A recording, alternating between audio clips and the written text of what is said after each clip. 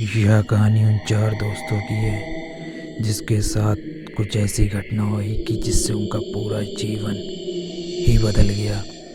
आइए जानते हैं ऐसा क्या हुआ। मुंबई शहर की रहने वाली प्रिया शर्मा अपने दोस्तों के साथ रवि, साहिल और विजय के साथ शिमला जाने का प्लान बनाया। वह सब शिमला जाने के लिए बस में बैठ गए। कुछ ही देर बाद प्रिया सो गई। अचानक प्रिया की नींद खुल गई तो उसने देखा बस में कोई नहीं है। बस का ड्राइवर भी नहीं था। बस अपने आप चल रही थी। उनके सारे दोस्त भी बस में नहीं थे। यह सब देख कर डर के मारे प्रिया जोर जोर से चिल्लाने लगी। अचानक उसे लगा कि कोई उसका पीछे खड़ा है। जब उसने पीछे मुड़ के देखा तो वहाँ एक स्त्री बैठी हुई थी। उस स्त्री का चेहरा जला हुआ था। ऐसा लग रहा था किसी ने उसके चेहरे पे एसिड फेंका हुआ है। ऐसा भयंकर चेहरा देखकर प्रिया चिल्लाना शुरू कर दिया, बचाओ बचाओ। और अचानक प्रिया की नींद खुल गई। वो एकदम डरी हुई और पसीने में पूरी भीगी हुई थी। पास में बैठे हुए विजय ने पानी की बोतल दी और बोला, शायद तुमने कोई सपना देखा होगा। थोड़ी ही देर बाद शिमला पहुंच गए। एक होटल पर रात बिताने के लिए गए। दूसरे दिन वो सब साथ मिलकर होटल के पास वाले पहाड़ पर घूमने जाने का प्लान किया। करीब आधे घंटे में वो सब पहाड़ की सबसे ऊंची शिखर पर पहुंच गए। वहीं से नीचे देखने पर उन्हें घने पेड़ पौधे काफी सुंदर दिख रहे थे। अचानक साहिल चौंक गया और बोला, नीचे देखो, कोई खड़ा है, लगता है कोई स्त्री है।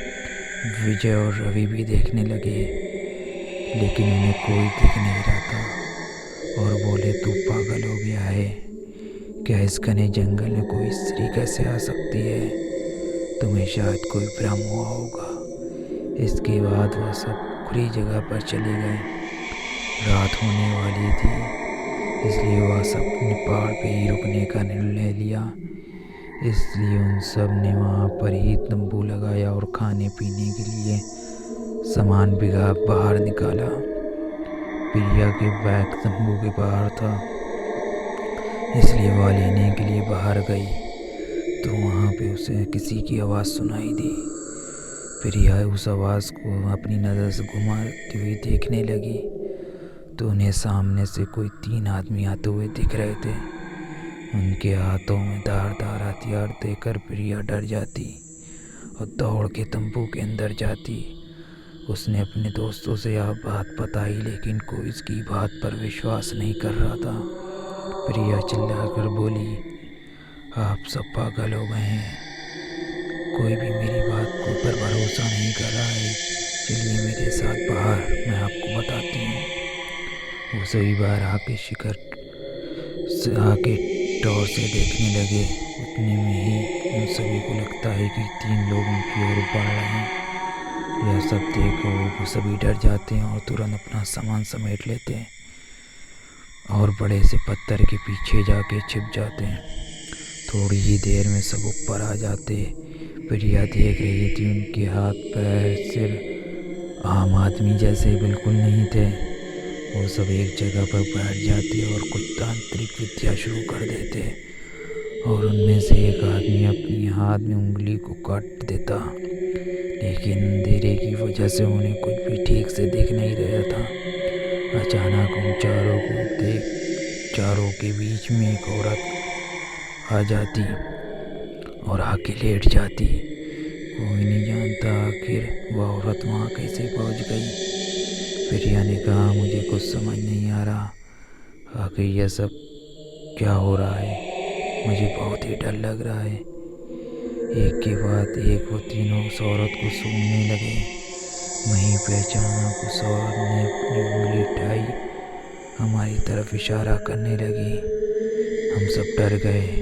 वो तीनों उस औरत को छोड़कर हमारी ओर बढ़ने लगे। हम सब पहाड़ी से नीचे होटल की ओर दौड़ने लगे। हमारी आवाज़ सुनकर वो तीनों हमारी ओर दौड़ने लगे। प्रिया और साहिल सब आगे थे और विजय और रवि उनके पीछे दौड़ रहे थे। प्रिया और साहिल होटल तक पहुंच गए, लेकिन रवि और विजय का कोई पता नहीं चला। हमने होटल वाले से उनके बारे में बताया तो वो कहने लगे उस पहाड़ पे कोई नहीं जाता, वो पहाड़ श्रापित है, जो भी वहाँ जाता है कभी वापस नहीं आता। आपकी किस्मत अच्छी थी कि आप जिंदा आ गए, लेकिन हमारे दोस्त रवि और विजय कभी वापस नहीं लौटे। हमने ढूंढने की बहुत कोशिश की, पुलिस कंप्लेन करवाई, लेकिन कोई फ़र्क नहीं पड़ा।